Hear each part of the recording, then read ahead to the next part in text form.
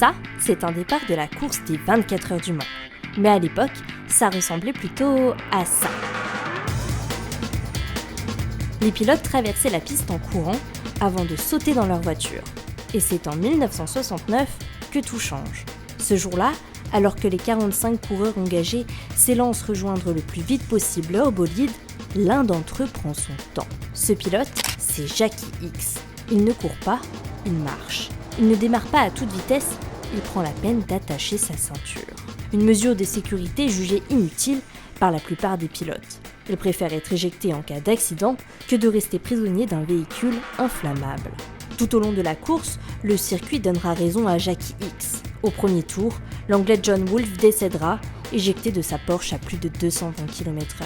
La voiture de Jackie Ickx, elle, remontera tous ses concurrents. Dans un final spectaculaire, le Belge remportera le premier de ses 6 trophées sur la mythique course d'endurance. L'année suivante, en 1970, l'organisation des 24 heures du Mans met un terme au départ à pied, en place depuis 1925. Une nouveauté, départ pilote installé, ceinture de sécurité bouclée, moteur stoppé. C'est parti. À 24 ans, celui qui sera surnommé ensuite Monsieur Le Mans prouve donc que rien ne sert de courir, il faut partir correctement.